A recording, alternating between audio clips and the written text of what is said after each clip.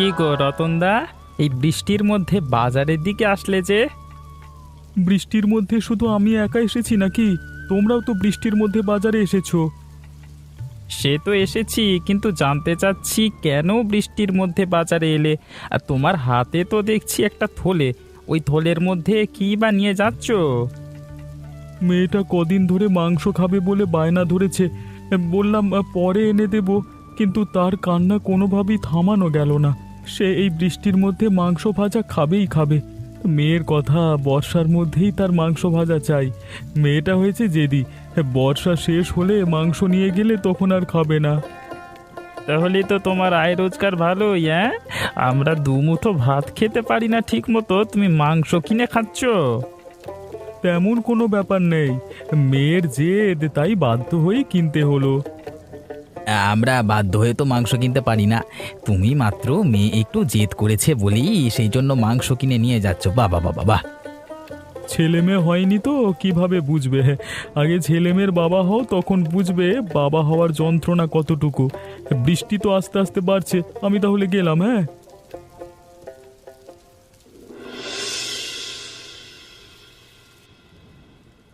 তোমাকে কত করে বললাম এমন বর্ষার মধ্যে বাজারে যেতে হবে না, বৃষ্টি কমে গেলে তখন যেও।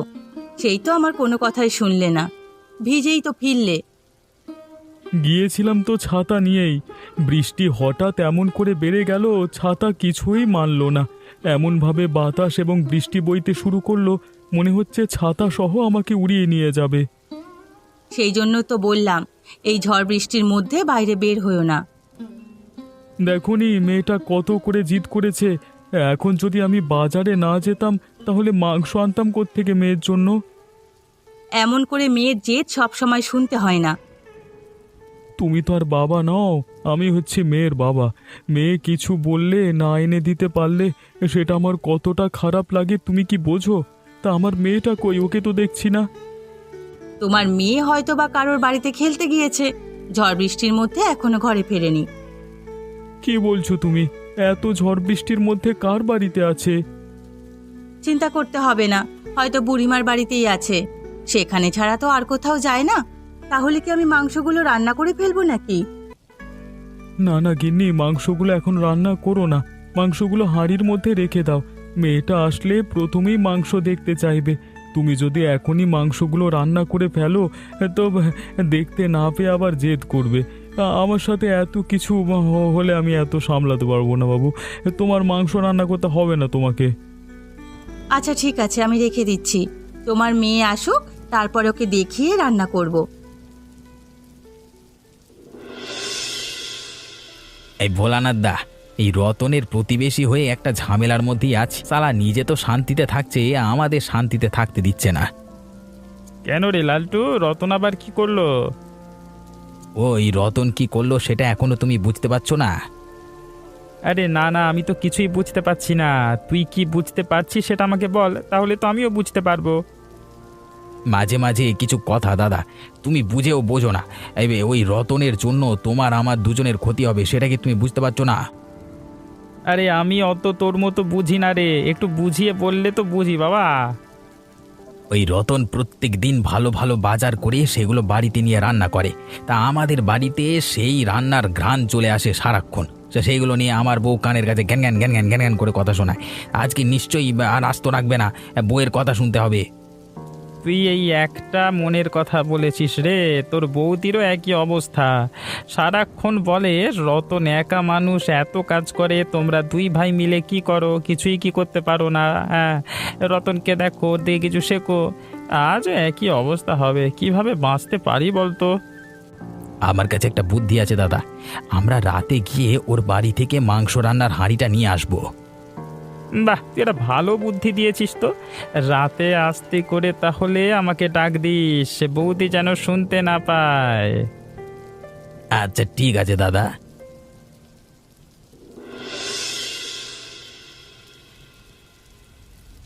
আমার বাবা কত ভালো বাবা, দেখেছো মা?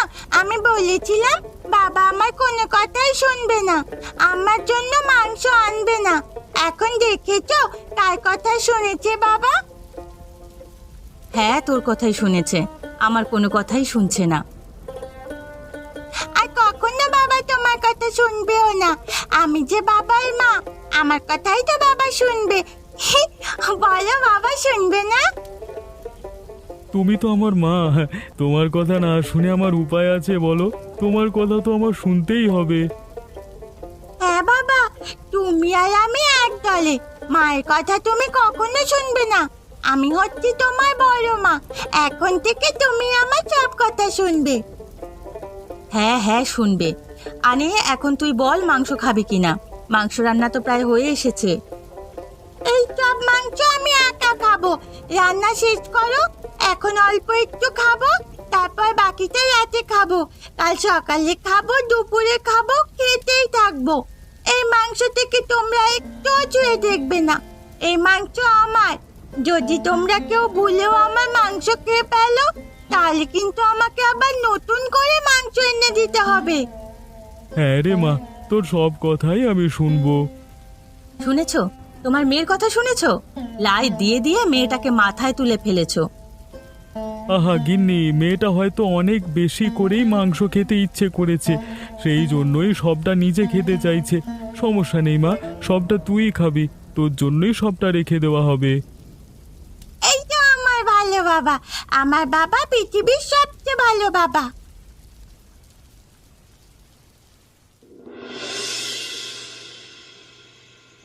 তোকে বললাম আমরা গভীর রাতে মাংসের হাঁড়ি চুরি করতে আসবো, আর তুই সন্ধে রাতে আমাকে কেন নিয়ে আসলি এখানে মাংস চুরি করবার জন্য? তুই কি চাস আমরা দুজনেই এখান থেকে ধরা পড়ে যাই এখন? ভেবেছিলাম তো গভীর রাতে আসবো, পরে মনে পড়লো গভীর রাতে এসে কোনো ফায়দা নেই, তাই তোমাকে এখনই ডেকে নিয়ে আসলাম। ওরে তোর জন্য তো বইয়ের হাতে মার খাবো রে গাধা। ওরে ডাকছিস দেখে আমাকে বলছে ডাকছে কেন? আমি কোনো রকম একটা ছুতো দিয়ে বেরিয়ে এসেছি। অন্যদিকে আমার বউ আমাকে জ্বালাচ্ছে, পাশের বাড়ি থেকে মাংসের ঘ্রাণ আসছে। কার জন্য? তার জন্য আমার জ্বালা আবার কি করব বলো? তার জন্য এত সন্ধ্যা সন্ধ্যা চলে আসবো যদি ধরা পড়ে যাই? সেই জন্য সন্ধ্যায় আসিনি। যদি রাত করে আসি, দেখা যাবে মাংস সব ওরা খেয়ে ঘুমিয়ে আছে, তখন এসে খালি হাতে ফেরত যেতে হতো, কোনো মাংসই পেতাম না। তার জন্যই বুদ্ধি করে সন্ধ্যায় চলে আসলাম। ও আচ্ছা, এই ব্যাপার। এতক্ষণে তাহলে বুঝতে পারলাম। তুমি আমার বড় হয়েছো ঠিক, তবে তোমার মাথা ভর্তি বুদ্ধি হয়নি দাদা। আমি কিন্তু তোর বড়, হ্যাঁ, আমাকে অপমান করিসনি। আচ্ছা ঠিক আছে ঠিক আছে, আস্তে কথা বলো। ঘরের মধ্যে ওরা হয়তো জেগেই আছে, এখনো রাতের ভাত খায়নি। তার আগেই চলো দুজনে গিয়ে রান্নার হাঁড়িটা নিয়ে আসি। চল চল, তবে আস্তে আস্তে সাবধানে যেতে হবে আমাদের। হ্যাঁ হ্যাঁ হ্যাঁ, সাবধানে এসো।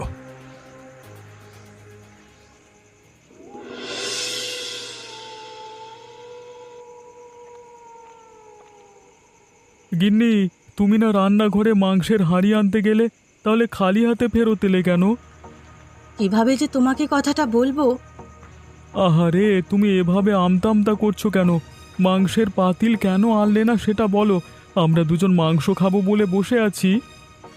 কিভাবে যে তোমাকে কথাটা বলবো, আমি রান্নাঘরে গিয়ে দেখি মাংসের হাঁড়িটা সেখানে নেই। কি বলছো তুমি গিন্নি? তুমি কি পাগল হয়ে গেছো নাকি? রান্না করতে গিয়ে মাংসের হাঁড়ি কোথায় যাবে? তুমি ভালো করে খুঁজে দেখেছো তো, নাকি না খুঁজে এখানে এসে বলছো খুঁজে পাচ্ছি না? আমি কি অন্ধ হয়ে গেছি নাকি? এইটুকু তো রান্নাঘর, সবটাই আমি ঠিকঠাকভাবে খুঁজে দেখেছি, কোথাও সেই মাংসের হাঁড়িটা খুঁজে পাচ্ছি না। এ কি বলছো? মাংসের হাঁড়িও কি চুরি হয়ে যেতে পারে নাকি? নাকি কুকুর এসে খেয়ে নিল? কুকুরে খেয়ে নিলে অবশ্যই হাঁড়িটা সেখানে পড়ে থাকবে, চারিদিকে মাংসগুলো ছিটিয়ে থাকবে। এর আগে কখনো শুনিনি তো মাংসের হাঁড়ি চুরি হয়ে যেতে। আজব একটা ব্যাপার। তাহলে কি আমি মাংস খেতে পারবো না বাবা? দেখছিস না মাংসের হাঁড়ি চুরি হয়ে গেছে? তাহলে মাংস কিভাবে খাবি, বুঝতে পারছিস না? না না বাবা, আমি মাংস খাবো। আমাকে মাংস এনে দাও। মা নিশ্চয়ই সব মাংস খেয়ে নিয়েছে। শুনেছো তোমার মেয়ের কথা? আরে আরে, ওর কথা তুমি ধরছো কেন? বাচ্চা মানুষ, তুই কাঁদিস না। আমি তোর জন্য নতুন মাংস এনে দেব। আমি এটাও দেখে ছাড়বো কারা এই মাংস নিয়েছে।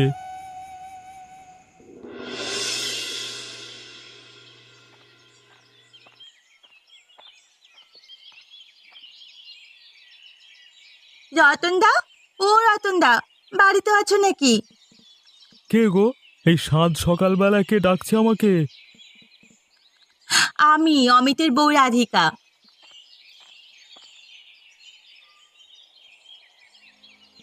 কি গো রাধিকা বৌদি, এত সকাল সকাল তুমি আমাদের বাড়িতে হঠাৎ কি মনে করে?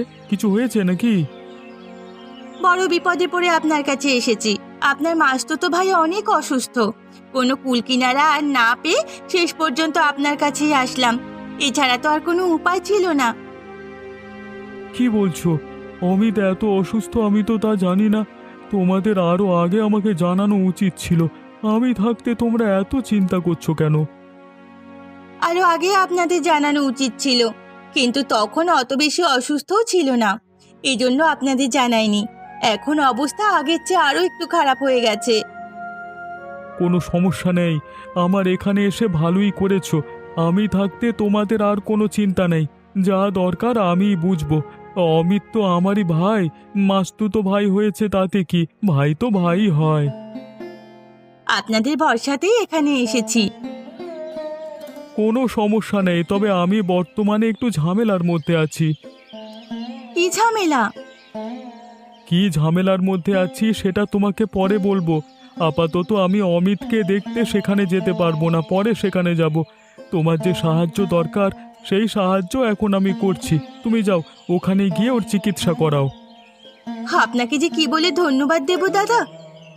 ধন্যবাদ দিতে হবে না, ঘরে তোমার বৌদি আছে, যাও খেয়ে দিয়ে তারপর যেও।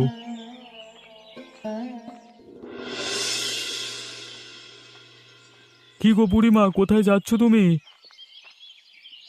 জানিসই তো আমার নির্দিষ্ট কোনো জায়গা নেই।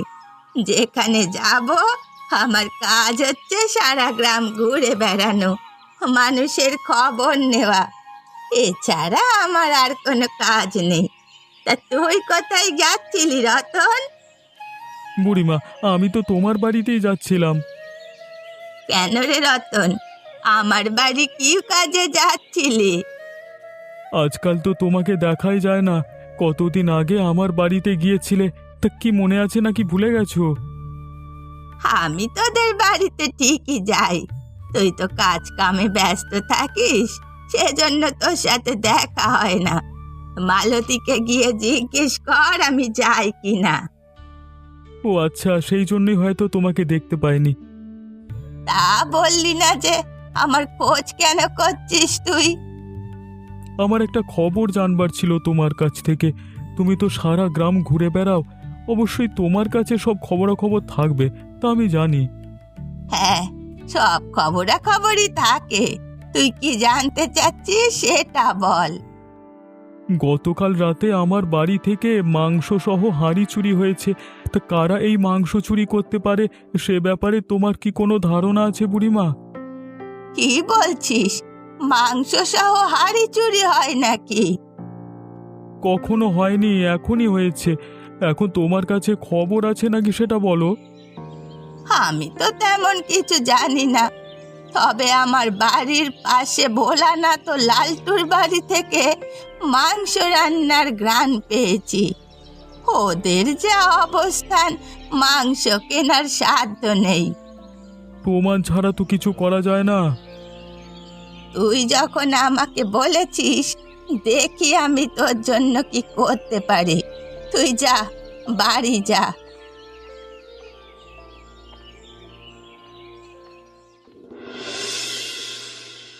গ্রামবাসী সবার হঠাৎ করে কি হলো কিছুই তো বুঝতে পারছি না। আমাদের সাথে এমন আচরণ করছে কেন? কি বলছো দাদা তুমি? আরে আমারও তো একই অবস্থা। এই জন্যই তো আমি তোমার সাথে কথা বলতে চাচ্ছিলাম। হঠাৎ করে কি যে হয়ে গেল, কেউ তো আমাদের দোকানে আসছে না, আমাদের দোকান থেকে কিছুই ক্রয় করছে না। আমি তো কিছুই বুঝতে পারছি না। গ্রামবাসী সবাই আমাদের এড়িয়ে চলছে। যারা আমাদের সব সময়ের খদ্দের ছিল, এখন দেখছি তারাও আমাদের দোকান থেকে দূরে দূরে সরে যাচ্ছে, অন্য দোকান থেকে জিনিসপত্র ক্রয় করছে। আমারও একই অবস্থা দাদা। এমন চলতে থাকলে আমাদের অবস্থা যে নাজেহাল হয়ে যাবে। সামান্য এই দোকানদারি করেই তো আমাদের সংসারটা চলছে। যদি কোনো মতে দোকানগুলো বন্ধ হয়ে যায় তাহলে গিন্নিদের কথায় বাড়িতে আর থাকা যাবে না। আর বলিস না রে লালটু, গ্রামবাসী সব আচার আচরণ আমার উপর মাথার উপর দিয়ে যাচ্ছে। মাথার মধ্যে কিছুই তো ঢুকছে না। তোমার মাথায় না ঢোকারই কথা। তোমার মাথা তো এমনিতেও মোটা, সহজে কিছু ঢোকে না। আবার তুই শুরু করলি। এমনিতেই ঝামেলার মধ্যে আছি, তার মধ্যে তোর আবার এই বকবকা নিয়ে উল্টো পাল্টা কথা। যা, তোর সাথে কোনো কথাই বলবো না।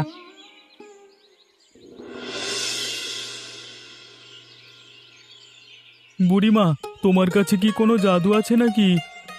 কিরে রতন, আমার কাছে আবার জাদু আসবে কোত্থেকে? আজকে হঠাৎ বলছিস আমার কাছে নাকি জাদু আছে? তা কি জন্য এ কথা বলছিস তুই?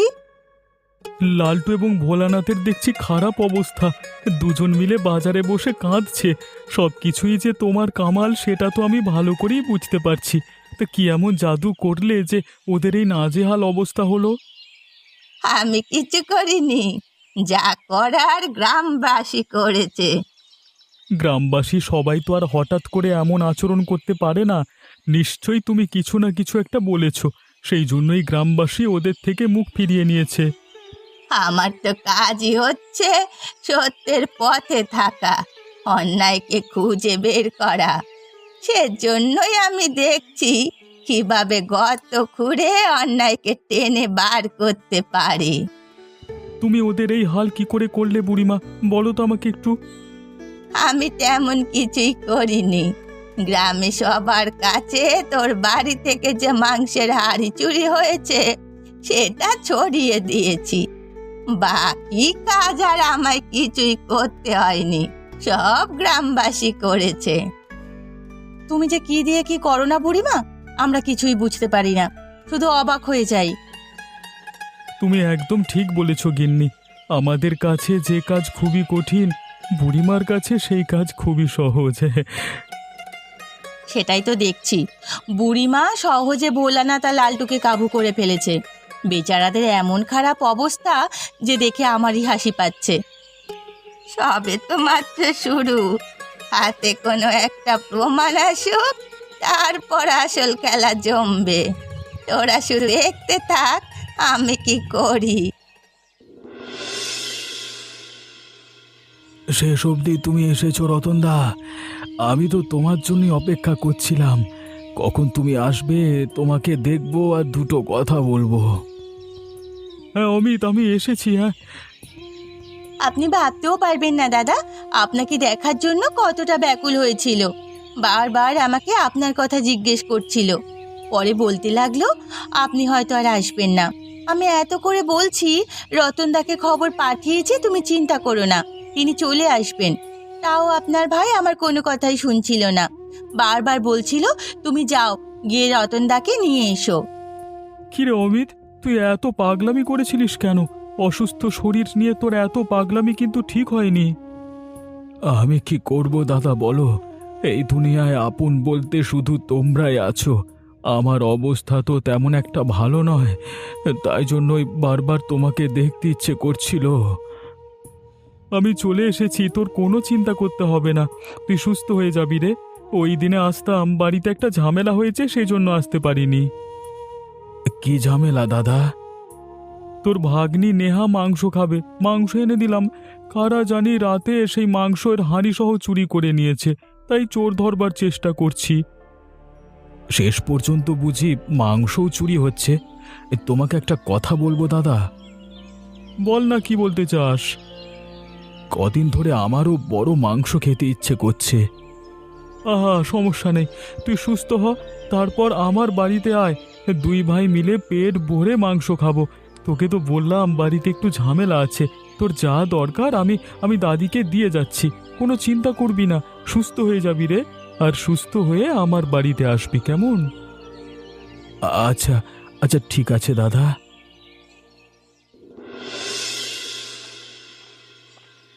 রতন, এই রতন, বাড়ি আছিস নাকি? তোর জন্য একটা ভালো খবর নিয়ে এসেছি, এদিকে আয়, শুনে যা। বাবা, ও বাবা, বুড়িমা তোমাকে ডাকছে, এদিকে এসো তো।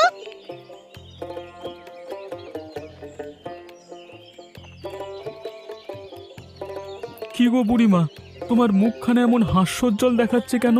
কি খবর নিয়ে এসেছো তা বলো। তোর জন্য একটা দারুণ খবর নিয়ে এসেছি, তবে সেই খবর শুনতে হলে আমাকে ঘুষ দিতে হবে। বলো বুড়িমা, তোমাকে কি ঘুষ দিতে হবে? আজকাল বুড়িমাও নাকি ঘুষ খায়। আমি তো সেই মাংস চুরির খোঁজ দিতে পারি, তবে বিনিময়ে আমাকে তোর বাড়িতে এই বর্ষায় নেমন্তন্ন করে ভাজা মাংস খাওয়াতে হবে। এই হচ্ছে তোমার ঘুষের নমুনা? আমি তো তোমাকে এমনিতেই নেমন্তন্ন করি বুড়িমা, তুমি আসল কথা বলো। তা তুই করিস, মজা করলাম আর কি। আমি ভোলানাথ আর লালটুর বাড়ি থেকে তোর চুরি হওয়া সেই মাংসের হাড়ি দেখেছি। ঘাটের মধ্যে হয়তো ওরা লুকিয়ে রেখেছে, নয়তো বা ধোয়ার জন্য রেখেছে। কি বলছো? তাহলে তো প্রমাণ মিলেই গেল। চলো চলো, সেখানে চলো। বাবা, আমাকেও নিয়ে চলো। যে চোরটা আমার এত স্বাদের মাংস চুরি করেছে তাকে আমি দেখবো আর শাস্তি দেব। না না, তোর সেখানে যাওয়ার দরকার নেই, তুই বাড়িতে থাক। আরে মেয়েটা জেদ করছে, ওকে নিয়ে চলো, তুমিও চলো, সবাই মিলে সেখানে চলো। চল চল, দেরি করিস না।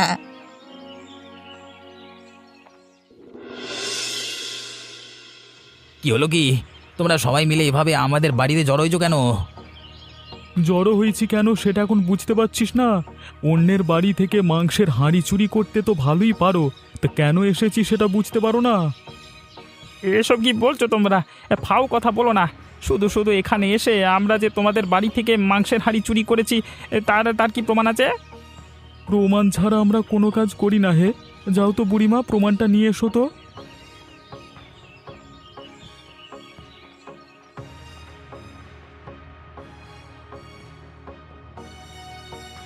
এই তো আমার হাড়ি, এটাই তো আমাদের হাড়ি। কিরে ভোলানাথ, লালটু, প্রমাণ হলো তো? আমাদের ভুল হয়ে গেছে, তোমরা আমাদের ক্ষমা করে দাও, আমরা আর কখনো এমনটা করব না। না না বাবা, এদের ক্ষমা করবে না। আমি যে মাংস খেতে চেয়েছিলাম এরা সেগুলো চুরি করেছে। চোরদের শাস্তি দাও। এমনিতেই আমরা অনেক শাস্তি পাচ্ছি, গ্রামের সবাই মিলে আমাদের শাস্তি দিচ্ছে। আমাদের দোকান চলছে না, কোনো খদ্দের নেই, অভাবে মরছি। তোমরা দয়া করে নতুন কোনো বড় শাস্তি দিও না। রতন, ওরা এমনিতেই শাস্তি পাচ্ছে, তা সত্য কথা। তাও ওরা যেহেতু এত বড় অন্যায় করেছে, ছোট আকারে শাস্তি দে ওদের। বুড়িমা, তুমি যেহেতু বলছো সেহেতু আমি আর কিছু বলবো না। তুমিই বলে দাও ওদের শাস্তি কি হতে পারে।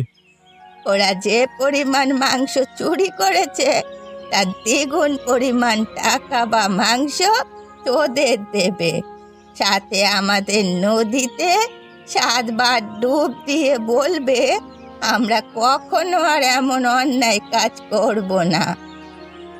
এইটা শাস্তি হয়েছে বুড়িমা।